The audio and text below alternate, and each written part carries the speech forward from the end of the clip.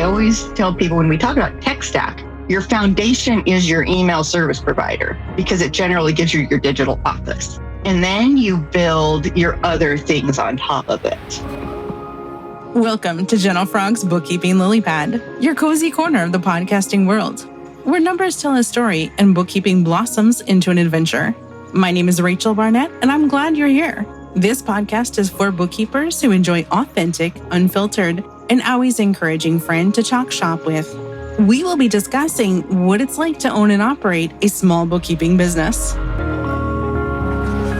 Thanks for hopping on the call with me. I have with me Nicole Lux-Ritchie of Lux-Centric. Nicole and I met years ago when we both lived in Washington State. Now we both moved to Canada, but in different parts. And so she's just here to talk about fun, exciting technology stuff and what she's doing within her business. She's not a bookkeeper, but she is someone amazing with a lot of great knowledge. So I am a technology coach, and my slogan is don't let your technology bully you. And that really is kind of the guiding principle of what I do. I am tech support for micro businesses, and I specialize in the tech shy. If you come across anybody who says, I hate technology, I don't want to touch it, I don't want to talk to it, I don't want to do anything about it, then they probably need Nicole. I love them. Those are my favorite clients because we can work through some of the anxiety about tech and make it like, okay, you don't have to do that other scary thing. Let's just do this one thing that you need to do. I also offer now a Lux Lab. It's every first and third Friday of the month. And it's a free 1 hour drop-in. We talk about different topics like managing passwords and organizing your files. The last one we did was on troubleshooting, building a glitch station, which is basically just a folder for all the screenshots of the weird things your computer does. And I call that the Lux Lab. And the majority of my people who join are the tech shy. They're like, I don't like it. I don't want to do it. But here we can have a safe place to ask all the questions and how do we do the thing that we want to do without having to go down that deep, dark tech black hole. For the Lux Lab, do you have topics that you just present on, or do people show up and they just ask you any random thing that's on their brain? I've tried it both ways. And it's funny, when we did the whole ask any question on your brain, it always came down to unsubscribing from emails. That's really what everybody wants to talk about. I do have an actual schedule, and it's on my website under the Lux Lab. And so the next one coming up is what I call Brain Dump. And that's, we're just going to talk, where do you put all your good ideas? A note-taking apps, and talking about the note-taking apps and where should you put these good ideas in a digital format? Do you need a digital format? Are you ready? The next one after that, we'll be talking about just how should you arrange your desktop? How, when you turn on your computer, does it stress you out? What can we do to make it not stress you out? Maybe you don't need all of those icons covering your family picture last time you went on vacation. Another one, we talk about navigating online and best practices and organizing your browser so that all of your favorite websites are easy to access. In March, we'll talk about passwords. That's always a very fun one. And then we have to wait until middle of March before we can talk about unsubscribing from emails. I've got about 16 different topics that I sort of cycle through, and they morph and adjust each year as I realize, I don't want to ever talk about that again. Especially if I get blank stares. I'm like, okay, we need to go back a step before we talk about this one thing that I thought was super exciting. Yes. My people are like, no, Nicole, that's not exciting. That's not fun. I'm familiar with that. I get excited about things and then people are not, or they're like, wait, I don't understand. This was supposed to be the basics. And I'm like, I recognize that I went astray, but I just got really excited to show you a thing. And I forgot that you don't live in my brain. Right. All right. Well, how are you? It's been a couple days since we've chatted. Yeah, there aren't really significant updates. It's like more of the same, but somehow I feel like I'm better at it. I've gotten like better ways to explain things and better ways to organize myself and, more courses, but I feel like it goes smoother. Yeah. I love that rhythm that, okay, we figured out our thing-ish. Yeah. And now it's just, let's clockwork it. We don't need to reinvent the things, and then we can find, okay, we need this piece, we need that piece. I feel like for my business, my machine is complete, and it's just a matter of new paint, maybe refining some processes, fleshing things out a little bit, but really the machine's there. Yeah, that's a good and accurate way of describing it. Thank you. I practice my words sometimes. Nice. Because I had somebody that emailed this morning and they were like, oh, we want to hire you to connect our QuickBooks to our emails so we can send out invoices. And I'm like, well, your QuickBooks is too old. You can't do it. And so then they were like, oh, well, because now we have to like print out our paper, scan our paper, attach it to our email. And I'm like, that was my thought. And I was like, if you don't know what I'm talking about, here's a link to Nicole's website. Tell her I sent you. I would love to do that. Because I'm like, I really would hate the experience of explaining how to print a PDF. Oh, yeah, I don't understand why you would hate that. It seems like a magical conversation. Yeah. Sure, Nicole. Yeah, exactly. Yeah, like what I'm trying to do with the podcast is just create a space for people who don't really have it all dialed in. There's plenty of podcasts for people to brag about how amazing they are.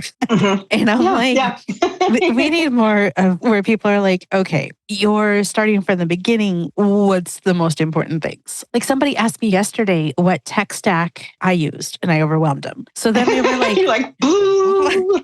Then they were like, well, what do you recommend for a newbie? And I was like, okay, this is a good question. I was like, you need to have professional email, some way for people to book appointments, some way to take your payments, have something where you can get contracts signed. Everything else that I do is just perks and little luxuries.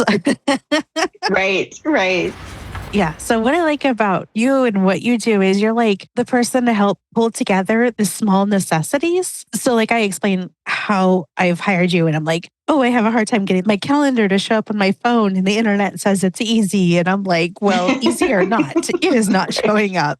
I do not need a big fancy IT firm. I just need someone who understands the technology that lives in and around my pocket. Absolutely. It's fun. Yeah, you think about, you can Google everything, and I think one of your episodes was, I hire out my distractions because I can go down these rabbit holes. And it's like everything that I do, the majority of my clients can do themselves. But something that will take me 15 minutes to do will take them 5-6 hours. Right. Going down, circular rabbit holes and getting lost in corridors. And yeah, if you connecting your Gmail to a thing usually is really easy, unless you accidentally did it wrong the first time, Yes. and then you got to you have to undo it before you can redo it. And you've got to, okay, well, many of my clients have more than one Gmail account.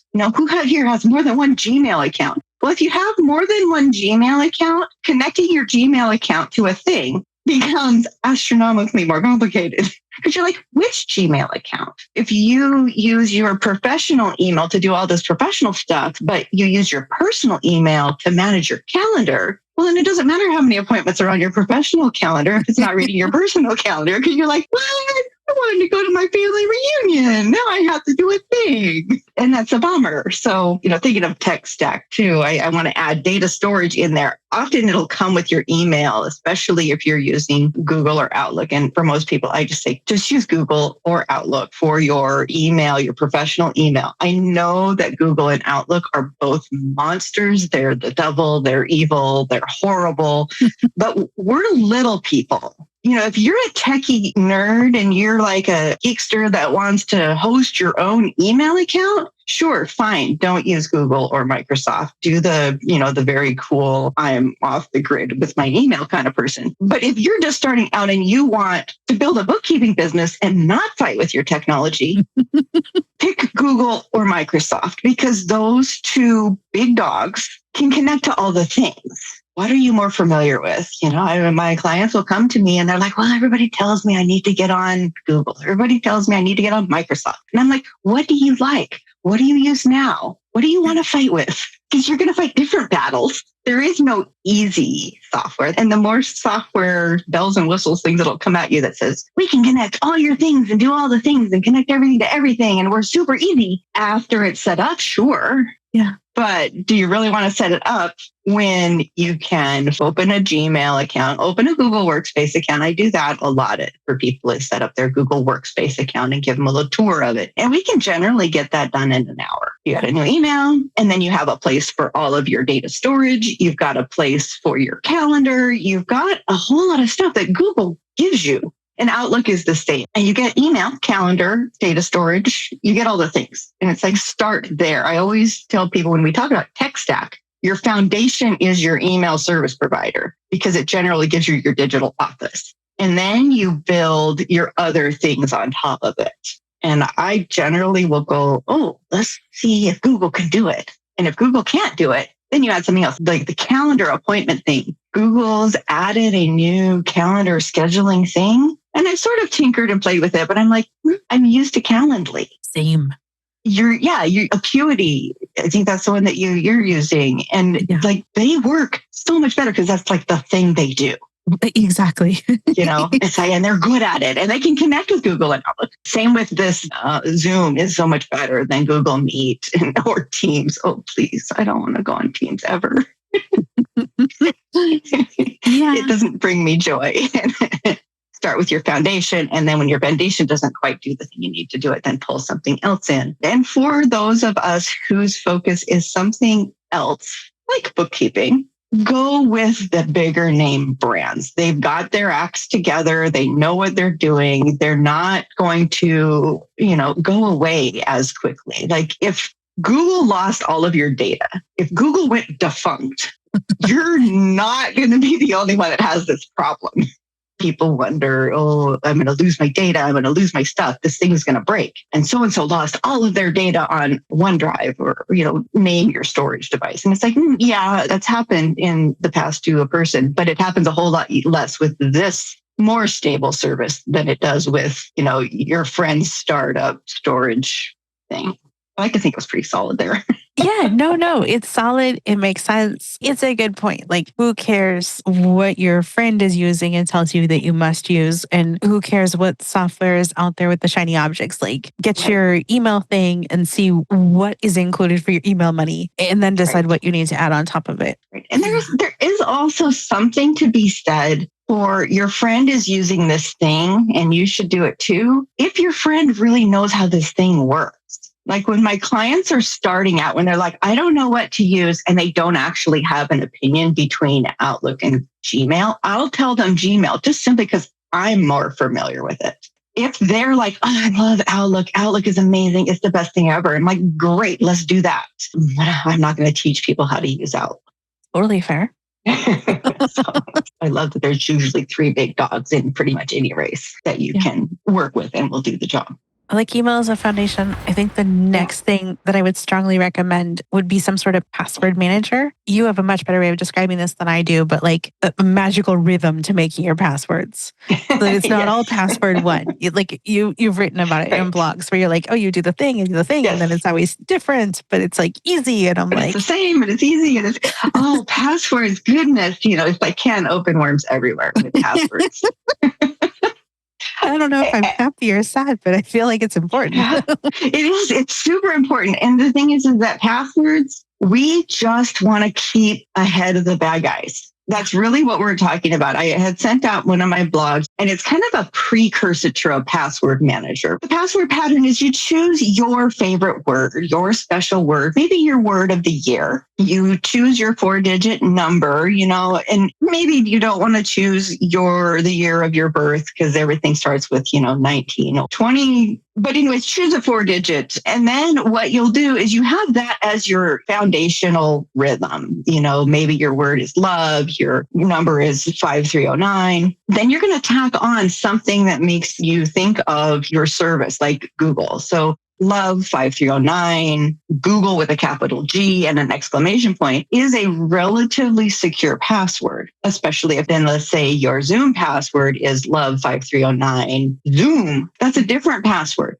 People have asked me, hey, but can the programmers program that system in? And it's like, yes, they can hack it, but they're going to do it after they get the one that has password 1234. They're going to eat them first. Right. And then they'll head to, the one that's using random word 1234 for everything. Even something extremely complex like love 5309 exclamation point for everything is going to get eaten before the one that you just tag a little thing on that makes them all different. I'm generally kind of pulling my people like, come on, we need some more diversity in your passwords.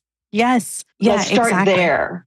Because they're like, yeah, I know this, but I can't remember that. This is a better step. And then once they're really comfortable with that, they're generally ready for a password manager. And that is a program that remembers all your passwords for you. And also, nothing is 100% secure. LastPass, the big, easy, wonderful password manager, was hit last year. And that was a really bad day for a lot of people. But the thing is that it's like the bank. In the beginning, your bank got robbed, you lost all your money. And then they gradually built in other systems so that if the bank gets robbed, you don't actually lose your money. There are insurances and securities and whatnot. And we're building that with password managers. What matters is, do you have a system for your passwords so that you don't have to get locked out of everything and you can be secure? And that the biggest thing to really do is set up two-factor auth. Get the code, put in your password, have it send your phone a code, but have it do that, because then it's like, okay, if they've guessed your love 5309 Facebook exclamation point, they'll put that in and then you'll get a code saying, here's your code to log into Facebook. And you're like, I'm at the beach. I'm not logging into Facebook. Not me. So you have a clue that, okay, the bad guys may have gotten your password, but they didn't get your account. Don't stress out. Stay at the beach, enjoy your margaritas and whatnot, get sober, and then change your password. Yes. We don't want to be drunk and passwording, right? No. I will never remember that password. Yeah, right. And now we're speaking of password managers. The technology there is really good, but it's not great.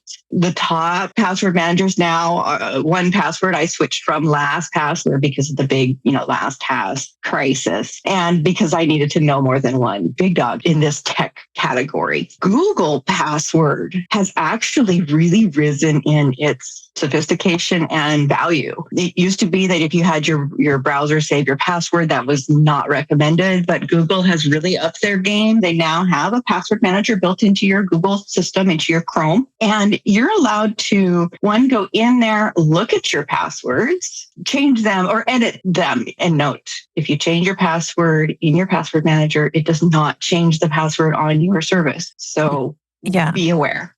But what I like about the password manager is that it has a note field so that you can put in like your secret questions or your secret answers, or you can say, I changed my password on Thursday, August 28th. That Google Password Manager is really a good entry-level password manager. And, there's really nothing horrible about having your password notebook, except if you don't update it. No, it's true. So, people are not breaking into your house to look for your notebook of passwords. And maybe they are, but maybe you should get some better friends. Right. Yeah, exactly. I have so many notebooks in and around my desk. I'm like, if I had a password notebook, nobody would have any idea which one of these little stacks of paper that is. Right. It's fun to talk to people about their password notebooks because they give them very clever names. And I'm not going to out anybody's password manager or password notebook name, but they're very clever. And they're like, I would never think that would be where you keep your passwords. I can spend 15 minutes doing this thing, or you can spend 5 hours doing this thing, or you can spend 5 minutes doing this thing. I'm helping the treasurer in my community league. And so I went through probably 15, 20 hours going through reconciling and figuring out how QuickBooks Online works. And I'm like, I should probably call Rachel. And then I go to another 10 hours of something. And I know that when I finally get my schedule together and I have you look at what this thing I've done, you're going to be like, yeah, you could have done this and this. And then, but I love professionals that can that focus on this thing. Yeah, that's exactly it. Focus on the thing and have your hobbies, your hobby learns. I wouldn't get anything done if I did all the things that I want to do. Right. So I'm like, okay, well, somebody else does these things, then I can do more of these other things that I actually should do and enjoy. I love that I've got my business in such a place now that I'm doing the things I want to do, not the things that all the business people said, you should do this, you should do that. And I tried some of those, but it's I look at my calendar and I'm like, ooh, I get to do this with this person and I get to do this with this person. And ooh, this one's going to be a challenge, but we are up for it. I love this. And I've designed it so it's like I have enough downtime and bandwidth that I can breathe in how I do things. And I can spend, maybe extra hours with one person because they're going to have the same problem that these 3 other people will have that I figured out because I've narrowed in. This is what I do. And this is the little playland I live in. And I have some people that are like, Nicole, can you teach me this? And it's like, no, I'd have to learn that. Yes. And I'd love to learn that, but that's adjacent to my wheelhouse. Right. And it would take away hours from my people. Yeah. So it's a wonderland we live in, Rachel. It's true. It is really magical. Like when you throw out what people say you should do, you build up enough of a reputation and an established business that you can look at your calendar and say, I am so excited about every single thing on my calendar right now. Yeah, and it's also fun. The pandemic had its pros and cons. Right. Mostly cons, of course, yes. But one thing, when I had to pivot my business, I used to teach retired people at retirement centers, how to use a computer. And we got into things like how to use the mouse and how to play solitaire. I loved it. And I would go to their house and I would tutor them. When I moved and had to support myself, I had to kind of abandon them because you can't charge as much money as is reasonable to go over to someone's house, teach them computer, have tea, drive home, talk about their grandkids. You can't do all that economically. But since the pandemic, I spent like the first 3 or 4 months of the pandemic teaching everybody I knew how to use Zoom. And so now I get what I call my candy clients back. And that's my retired people who just want to do a few things online. They want to check their email. They want to write letters. They want to research things and they want to pay their bills. I can now help them because they can get on Zoom, whereas before they're like, I'm not going to, it's not that they couldn't, it's that it was overwhelming and scary for them. It's not scary for them anymore, which is wonderful. Yeah.